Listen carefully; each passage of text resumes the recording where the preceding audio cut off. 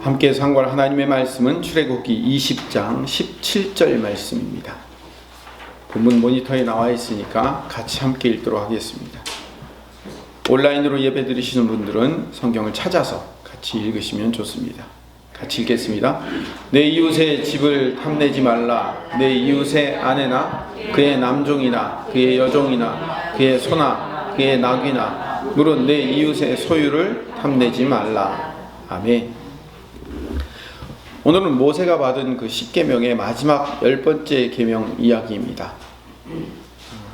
오늘의 말씀의 핵심은 탐내지 말라는 거죠. 탐내다라는 말의 히브리어는 하마드라는 단어인데 긍정적인 의미보다는 부정적인 의미로 많이 사용됩니다. 가장 대표적인 예 중에 하나가 창세기 3장 6절에 하와가 선악과 따먹은 사건에서 등장하는데요. 같이 읽어볼까요?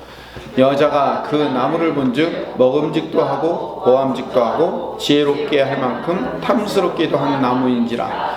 여자가 그 열매를 따먹고 자기와 함께 있는 남편에게도 주매 그도 먹은지라. 거기서 탐스럽기도 한 나무에서 탐스럽기도 하니라는 말이 하마드라는 단어입니다. 또 하나 있어요. 여호수아 7장 21절에 보면 아간 사건이에요. 같이 읽어볼까요? 이것도 내가 노력한 물건 중에 시날산의 아름다운 외투 한 벌과 은 200세겔과 그 무게가 50세겔 되는 금덩이 하나를 보고 탐내어 가졌나이다. 보소서 이제 이 물건들을 내 장막 가운데 땅속에 감췄는데 은은 그 밑에 있다. 가운데 보면요, 금덩이 하나를 보고 탐내어 가졌다라고 했을 때 탐내어 가지다라는 말이 하마드입니다.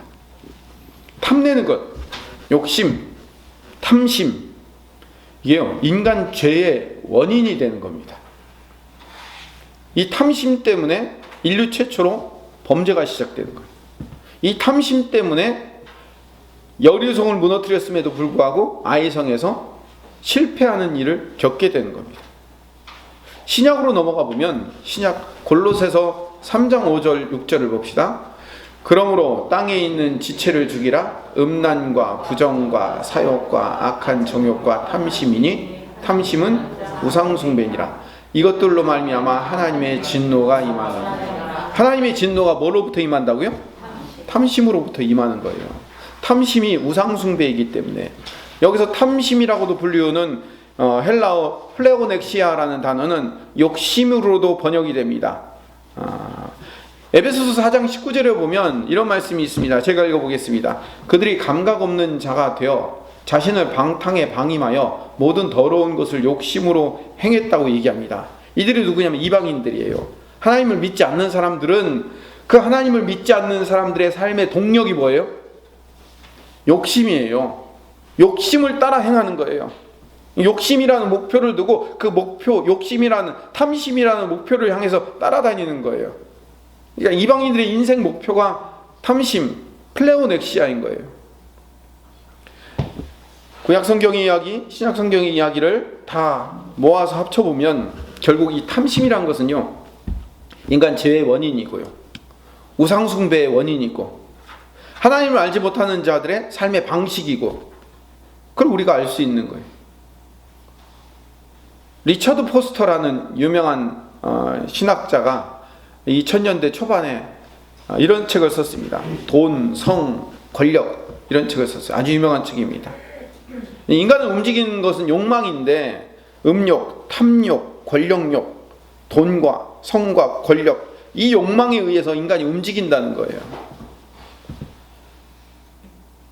하나님의 마음에 합한 자라고 별명을 붙은 사람이 누구였죠? 네, 다윗이었잖아요. 근데 다윗도 오늘 이 10번째 계명에 있는 대로 내 이웃의 아내를 탐내다가 어떻게 됐어요? 그 인생이 엉망이 됐잖아요. 솔로몬도요, 성전을 지을 때까지는 괜찮았어요. 근데 성전 지은 다음에 그 통치 후기에는요, 결국 탐욕 때문에 그 인생이 멸망하잖아요. 그러니까 탐욕, 탐심, 욕망, 이거는요 결국 우상숭배일 수밖에 없어요. 왜 이게 우상숭배냐면 우상이라는 것은요 진짜 신이 아니에요. 가짜 신이에요. 만든 신이에요. 누가 만든 신이에요? 인간이 만든 신이에요. 내가 필요한 것을 현실에서 가질 수 없으니까 그 욕망을 채울 신을 만들어 놓고 내 욕심을 채워달라, 내 욕망을 채워달라고 비는 게 우상인 거거든요. 그러니까 그 우상은 누가 만드냐면 인간이 만드는, 내가 만드는 거예요. 내가 조종하는 신인 거예요. 그렇다면 이 우상이라는 신은 결국 나 자신을 드러내 보여주는 거예요. 그래서 바울이 골로새서 3장 5절에 탐심이 우상 숭배라고 한 말이 아주 정확한 정의가 되는 거예요. 내 인간의 안에 있는 이 욕망이 신인 거예요. 제가 이 십계명에 대해서 오늘 마지막 6번째 강의를 계속하면서 매번 강조하는 것은 이 율법을 지키면 복 받고 안 지키면 벌 받기 때문에 억지로 지켜야 되는 어떤 구조가 있는 게 아니라 그 구조이기 전에 이건 믿음의 문제라고 말씀드렸죠. 하나님을 의지하고 신뢰하며 하나님이 일하실 것을 믿고 살면 우리에게 얼마나 큰 복이 임할 것인가를 알려주는 복된 약속이 뭐예요? 계명인 거예요. 이거 하지 마라, 이거 하지 마라, 이거 하지 마라. 우리를 꽉 조이기 위한 하나님의 잔소리를 묶어놓은 책이 아니에요. 너 하나님 안에 거하고 하나님이 네 인생을 책임질 것을 믿고 있으면 얼마나 큰 너의 인생의 복인지 아냐? 이걸 말하고 싶은 거란 말이에요. 오늘 이 10번째 계명을 예수님께서 아주 색다르게 해석해 주셨어요. 어떻게 해석해 주셨는지 한번 알아봅시다. 마태복음 7장 7절에서 11절 말씀이에요. 우리가 아주 잘 아는 말씀이에요. 같이 읽어봅시다. 시작. 구하라 그리하면 너희에게 주실 것이요, 찾으라 그리하면 찾아낼 것이요, 문을 두드리라 그리하면 너희에게 열릴 것이니 구하는 이마다 받을 것이요, 찾는 이는 찾아낼 것이요, 두드리는 이는 열릴 것이니라. 너희 중에 누가 아들이 떡을 달라는데 돌을 주며 생선을 달라는데 뱀을 줄 사람이 있겠느냐? 너희가 악한 자라도 좋은 것으로 자식에게 줄 알거든 하물며 하늘에 계신 너희 아버지께서 구하는 자에게 좋은 것으로 주시지 않겠느냐. 이 예수님의 말씀이요 10번째 계명과 관계가 있어요. 어떤 관계가 있을까요? 우리를 창조하시고 우리를 죄악에서 구원하신 하나님께서 예수님을 통해서 이렇게 말씀하신 거예요.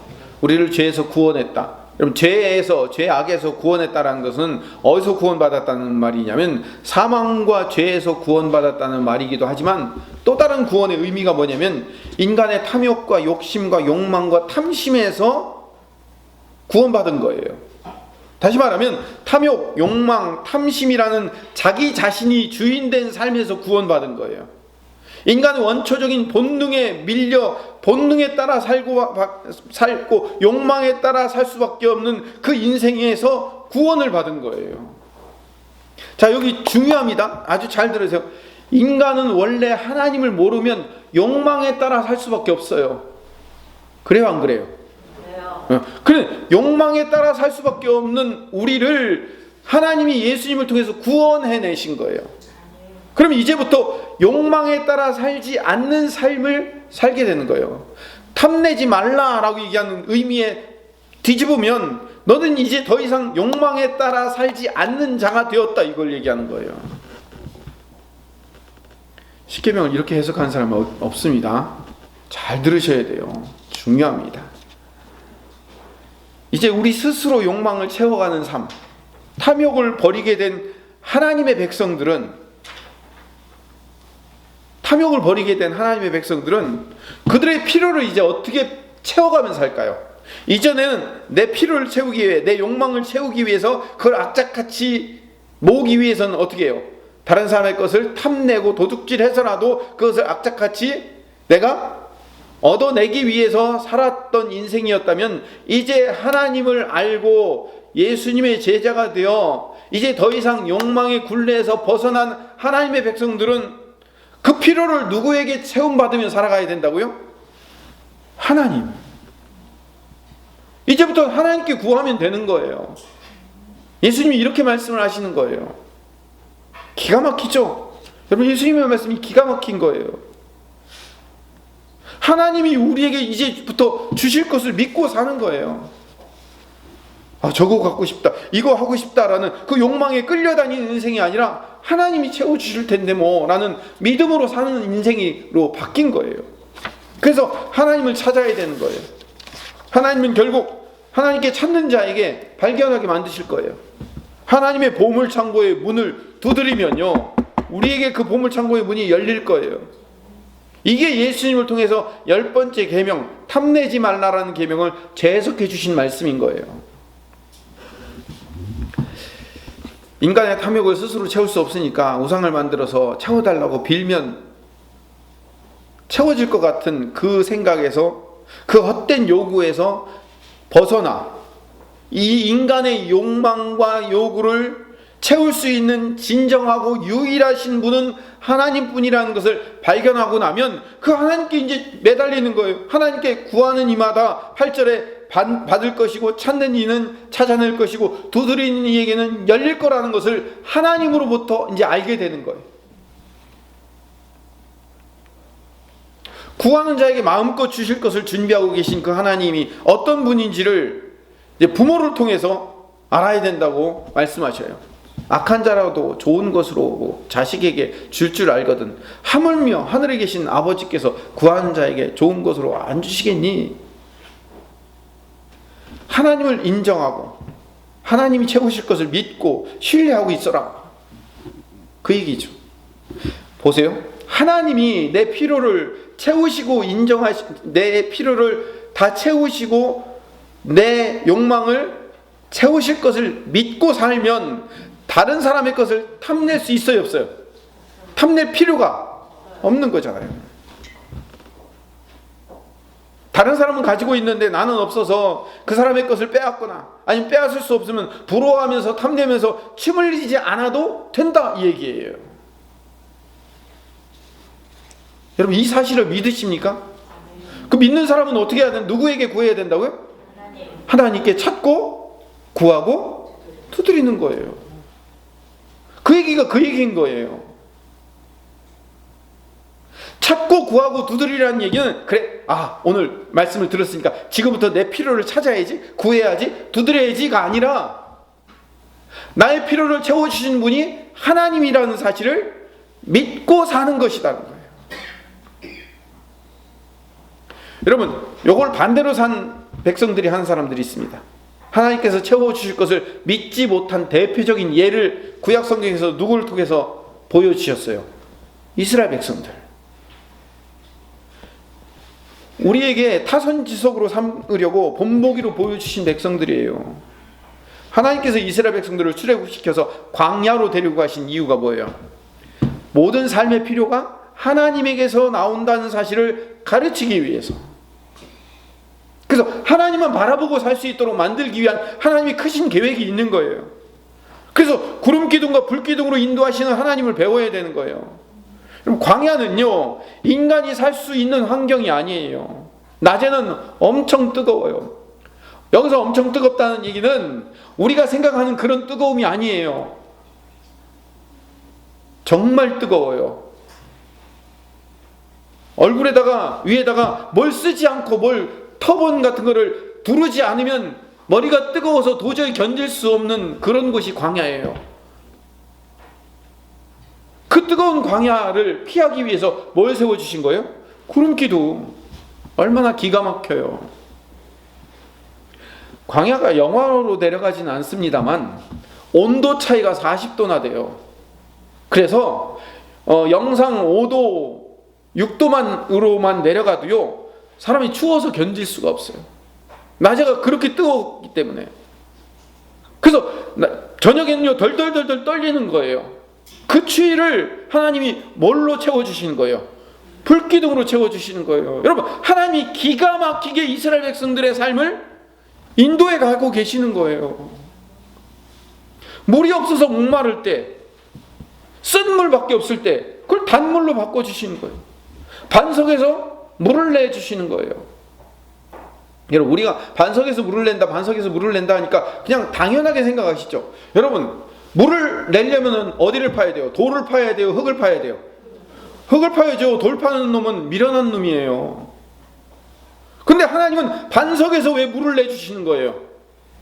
인간이 상상할 수 없는, 인간이 도저히 해결할 수 없는 방법인데 거기서 물이 나오는 거예요. 그걸 통해서 뭘 깨닫는 거예요? 아하, 이 일은 누가 하신다? 하나님이 하신다는 거를 배우는 거죠. 배가 고프면요, 만나를 아침마다 매일매일 주시는 거예요.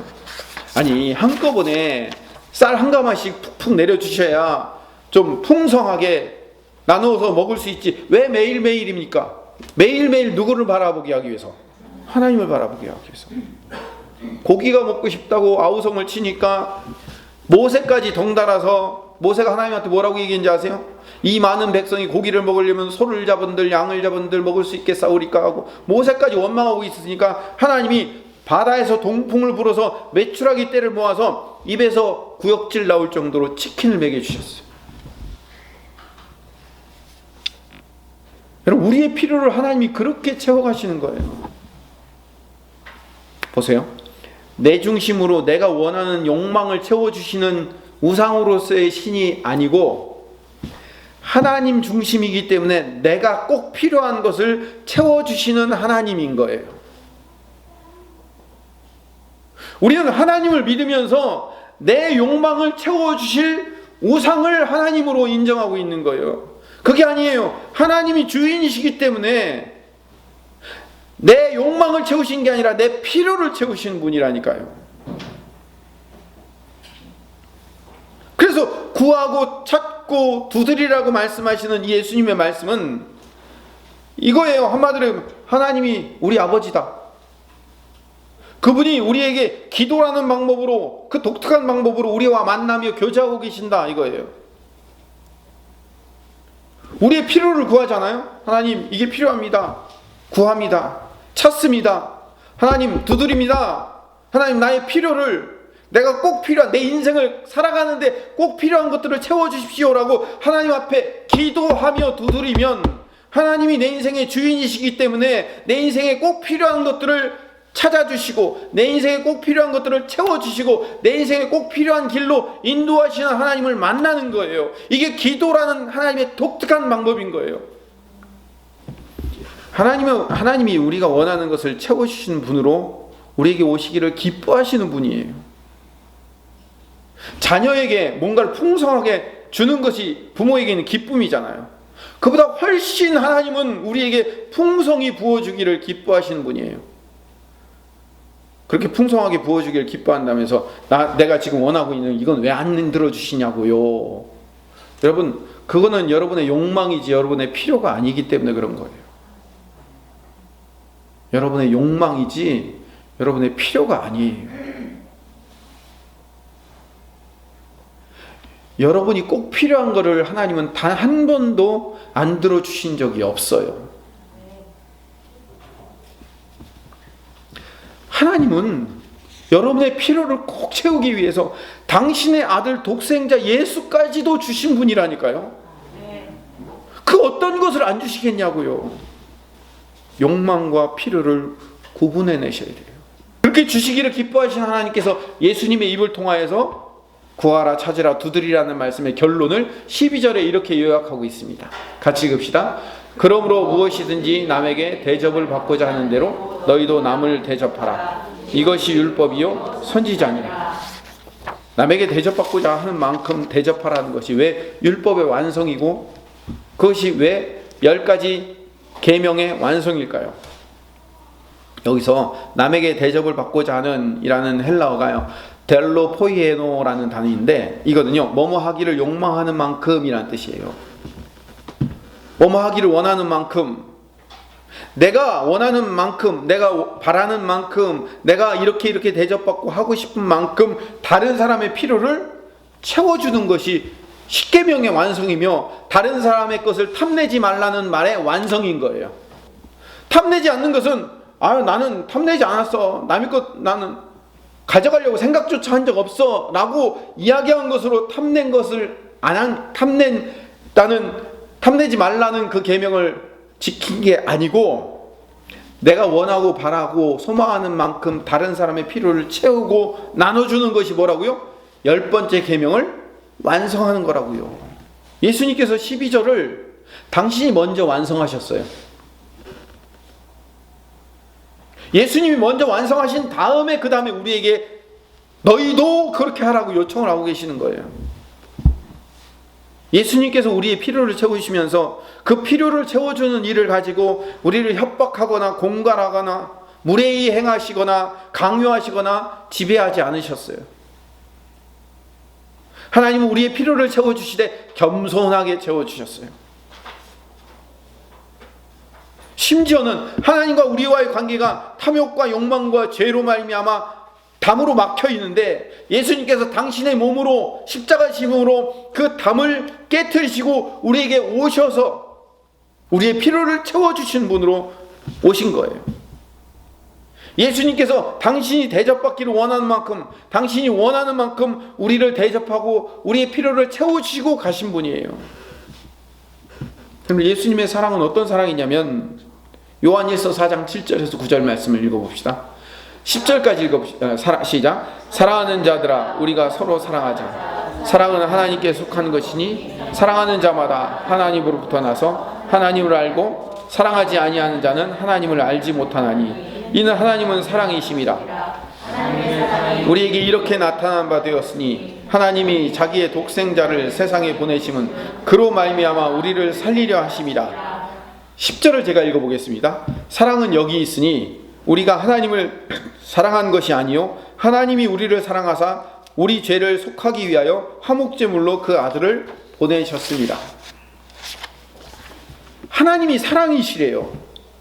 그 사랑 자체이신 그 하나님의 성품이 어떤지 아세요? 그 하나님의 성품이 어디에 나와 있냐면 고린도전서 13장에 나와요. 사랑은 오래 참고, 사랑은 온유하고, 무례히 행하지 아니하며, 자기의 유익을 구하지 않으며 성내지 않는 것이 사랑인 거예요. 당신이 우리를 그렇게 대접하여 사랑하셨기 때문에 우리도 우리의 이웃과 형제들을 어떻게 하라고요?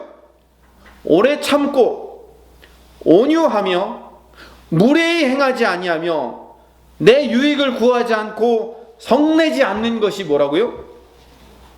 이웃을 사랑하는 거고 이웃의 것을 탐내지 않는 말씀의 결론이며 열매인 거예요.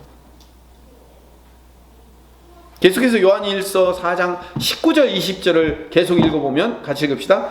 우리가 사랑하면 그가 먼저 우리를 사랑하셨습니다. 누구든지 하나님을 사랑하노라 하고 그 형제를 미워하면 이는 거짓말하는 자니 보는 바 그 형제를 사랑하지 아니한 자는 보지 못하는 바 하나님을 사랑할 수 없느니라. 여기 아주 기가 막히고 중요한 말이 나와요.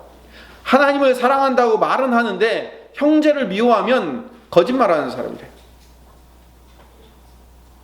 형제를 사랑하는 것이 하나님 사랑하는 거라는 거예요. 여러분, 예수님이 율법사에게 이렇게 대답하셨어요. 율법의 가장 중요한 계명이 뭡니까? 라고 물으니까 하나님을 사랑하는 것이고 내 이웃을 내 몸처럼 사랑하는 것이다 라고 얘기했는데 어느 날 하나님 사랑은 없어졌어요. 이웃 사랑만 남았어요. 왜 그럴까요? 하나님을 사랑하지 않아도 돼서 그런 거예요? 그게 아니라 뭐예요? 하나님을 우리가 얼마나 사랑하는지를 뭘 통해서 증명하고 뭘 통해서 나타내고 드러낼 수 있는 거예요? 예, 이웃 사랑을 통해서 증명되는 거예요. 증명. 오늘 말씀 정리합시다. 하나님의 긍휼과 인자하심과 자비하심과 은혜와 사랑을 알게 된 우리는 더 이상 이제 욕망대로 살지 않아도 돼요. 욕망대로 살 필요가 없어요. 왜? 하나님의 인자하심과 그 긍휼하심이 그 채워주심이 풍성히 내 앞에 있기 때문에 그분께 찾고 구하고 두드리면 우리의 필요를 언제든지 채워주시는 분이라는 사실을 알고 있기에 그 믿음의 세계로 우리가 한 걸음 뛰어 들어가기만 하면 되는 거예요. 그럼 이제 우리는 이웃의 것을 탐할 필요가 없어요. 내 필요를 채우기 위해서 그들을 윽박지르고 협박하고 위협할 필요가 없어요. 하나님의 크신 사랑이 내 안에 이제 넘쳐나기 때문에 뭐 언제든지 채워주실 텐데 내 필요는 항상 채워주실 거고 내가 설사 구하지 않아도 하나님은 알아서 다 채워주실 분인데 라는 그 풍성함이 내 안에 있다면 그것이 흘러넘쳐서 그게 어디로 갈까요? 내 이웃에게 갈 거예요.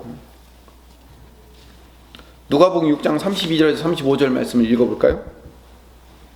시작. 너희가 만일 너희를 사랑하는 자만을 사랑하면 칭찬받을 것이 무엇이냐? 죄인들도 사랑하는 자는 사랑하느니라. 너희가 만일 선대하는 자만을 선대하면 칭찬받을 것이 무엇이냐? 죄인들도 이렇게 하느니라. 너희가 받기를 바라고 사람들에게 구워주면 칭찬받을 것이 무엇이냐? 죄인들도 그만큼 받고자 하여 죄인에게 구워주느니라. 오직 너희는 원수를 사랑하며 선대하며 아무것도 바라지 말고 구워주라. 그리하면 너희 상이 클 것이요 또 지극히 높으신 이의 아들이 되리니 그는 은혜를 모르는 자와 악한 자에게도 하나님이 이런 분이에요. 그 사랑을 받아 누리고 있기 때문에, 그 사랑을 알고 있기 때문에, 그 사랑 안에 들어가면 우리의 모든 필요들이 이미 다 채워진다는 사실을 알고 있기에 우리는 그들이 원하는 만큼 마음껏 나누고 베풀 수 있는 자가 된다는 거예요. 사도 바울이 이 이야기를 이렇게 요약을 하고 있습니다. 로마서 13장 8절에서 10절 말씀. 피차 사랑의 빚 외에는 아무에게든지 아무 빚도 지지 말라. 남을 사랑하는 자는 율법을 다 이루었느니라. 간음하지 말라, 살인하지 말라, 도둑질하지 말라, 탐내지 말라 한 것과 그 외에 다른 계명이 있을지라도 내 이웃을 내 자신과 같이 사랑하라 하신 그 말씀 가운데 다 들었느니라. 사랑은 이웃에게 악을 행하지 아니하나니 그러므로 사랑은 율법의 완성이니라. 9절을 봅시다. 간음하지 말라, 살인하지 말라, 도둑질하지 말라, 탐내지 말라. 이게 뭐예요? 지금까지 우리가 배웠던 출애굽기의 10계명이잖아요. 그렇죠? 이 모든 것이 내 이웃을 내 자신과 같이 사랑하라는 그 말씀 안에 다 들어가 있다는 거예요. 이웃에게 악을 행하지 않는 것, 그것으로 사랑은 모든 율법을 완성시킬 수 있다는 거예요. 10계명을 사도 바울이 이렇게 로마서에서 재해석한 거예요. 예수님과 똑같은 방식으로 재해석한 거예요. 하나님과 우리와의 그 놀라운 사랑을 깨닫고 나면 그 사랑에 힘입어 이웃에게 우리의 그 풍성한 사랑이 전달되고 나누어질 수 있다는 사실을 깨닫는다면 모든 율법의 완성은 이웃 사랑에서 완성된다는 것을 성경이 증명하고 있는 겁니다. 성경은 이웃 사랑이 얼마나 중요한지를 이야기해 주고 있습니다. 이웃 사랑하는 것은요, 하나님의 자녀가 된 정체성을 가진 성도라면 당연히 나오게 되는 열매입니다. 이 열매를 가지고요, 하나님 사랑을 증명할 수 있어요. 여러분, 이웃 사랑하면은 우리가 갑자기 우리가 누구에게 자선을 해야 되나? 구제를 해야 되나? 아니면 이웃의 범위를 넓혀서 세계 선교를 위해서 세상에 나가서 이웃 사랑을 위해서 무슨 사랑을 실천해야 될까? 우리 이웃 사랑의 범위를 이만큼 확대하는 사람이 있어요. 우리 아직 그럴 능력이 있는 사람들 없어요. 우리 이웃 사랑의 범위를 이렇게 좁혀 봅시다. 우리 이웃은 멀리 있지 않습니다. 여러분의 배우자가 이웃이에요. 여러분의 자녀가 이웃이에요. 우리 함께 예배드리는 우리 교회 공동체가 이웃이라고요. 여러분의 부모, 자녀, 형제, 배우자, 여러분이 맨날 만나는 사람들, 우리가 알고 있는 먼 이웃은 아니고요, 가까운 내 살부치들이 이웃이라고요. 하나님을 얼마나 사랑하고 하나님과 깊은 관계로 믿음으로 살아가는 자들은 더 이상 탐낼 필요 없이 하나님이 다 채워줄 것을 인정하고 믿고 산다면, 그렇다면 이제 우리는 그 이웃사랑을 어떻게 실천해야 되냐면, 더 이상 내 배우자의 미련함을 지적하거나 그 어리석음을 윽박질러서 변화시킬 수 없다는 것을 깨닫는 거예요. 그리고 그 사람이 또 엉뚱한 짓을 저지를지라도 잠잠히 오래 참고 웃음으로 기다려주는 것이 이웃사랑입니다. 엄마, 가장 힘들어. 내 자녀의 모자란 부분과 성장하지 않은 부분들을 잔소리 융단폭격으로 막 고쳐낼 수 없다는 사실을 깨닫고 기다려주는 것이 이웃사랑입니다. 남편들이요, 내가 아내와 자식들을 먹여 살리고 있다는 사실로 그걸 권위로 내세워서 그들에게 무례히 행하거나 지배할 수 없다는 사실을 깨닫고 동역자로 여겨주는 것이 이웃사랑이에요. 내가 사장이라 직원들에게 월급을 주기 때문에 그들에게 강요를 하거나 협박하고 공갈칠 수 없다는 사실을 깨닫는 것이 이웃사랑입니다. 내가 마음에 들지 않는 사위, 마음에 들지 않는 며느리 비난하고 정죄할 수 없다는 것을 알고 내 나이 때도 너와 똑같은 행동과 똑같은 언행을 했다는 사실을 알고 긍휼히 여겨주는 것을 이웃사랑으로 이해해야 됩니다. 내 마음에 들지 않기 때문에, 내가 원하는 만큼 상대방이 행동해주지 않기 때문에 그들에게 무례하게 어떻게 그럴 수 있냐고 손가락질하면서 비난을 해대는 것을 멈추는 것이 이웃사랑이에요. 원수까지 사랑하라고 해서 여러분들이 원수를 찾아가가지고 내가 더 이상 이제 미워하지 않기로 결정했다고 이야기하는 것이 이웃사랑이 아니에요. 그건 한참 멀었어요. 내 가까이 있는 이 살부치부터 사랑하지 않는데 어디 거기 원수까지 갑니까? 사랑은, 이웃사랑은 내가 원하는 만큼 해주는 거예요. 여러분, 가정에서 대접받고 싶죠? 인정받고 싶죠? 그럼 대접해 주시고 인정해 주세요. 그거 하라는 겁니다.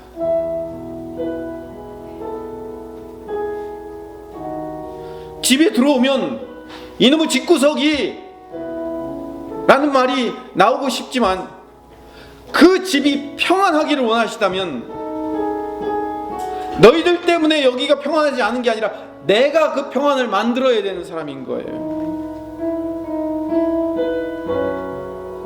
여러분이 대접받고 싶은 만큼 하십시오. 어디 가세요? 멀리 갈 거 없어요. 여러분 가정에서 하십시오. 여러분의 자녀들에게 하십시오. 집에 퇴근하고 돌아오는데 자녀들이 다녀왔습니다. 인사도 안 하고 지방에 처박혀갖고 뭘 하는지 모르겠다고 화가 나십니까? 여러분이 문 두드리고 가서 얘들아 잘 있었니? 오늘도 힘들었지 않니? 라고 여러분이 인사를 하십시오. 그게 이웃사랑입니다. 그걸 우리가 먼저 실천하는 거예요. 하나님 사랑은 그 이웃사랑에서 열매를 볼 수 있는 겁니다. 골로새서 3장 12절에서 14절 말씀을 제가 읽고 마치겠습니다. 그러므로 너희는 하나님이 택하사 거룩하고 사랑받는 자처럼 긍휼과 자비와 겸손과 온유와 오래 참음을 옷 입고 누가 누구에게 불만이 있거든 서로 용납하여 피차 용서하되 주께서 너희를 용서하신 것 같이 너희도 그리하고 이 모든 것 위에 사랑을 더하라. 이는 온전하게 매는 띠니라. 여러분의 가정을 사랑이라는 띠로 맵시다. 우리 교회를 사랑이라는 띠로 이제 맵시다. 이웃의 것을 탐하지 않았다는 사실로 나는 십계명 잘 지키고 있다고 안심하지 말고, 그게 율법을 온전히 지키는 것이 아니라 하나님이 이제 나의 필요를 채워주시기 때문에, 언제나 채워주시는 분이기 때문에 이제 더 이상 욕망에 따라 살지 않기로 작정했기 때문에 이제부터는 내가 내 이웃의 필요를, 내 자녀와 배우자와 내 가족과 내 형제의 필요를 채우기 위해서 기쁨으로 나아갈 때 하나님이 30배, 60배, 100배로 나를 채워주신다는 사실을 믿고 있는 것, 믿음으로 알고 있는 것, 그게 십계명을 온전히 지키는 성도임을 깨닫는 주의 백성 되시기를 간절히 소망합니다.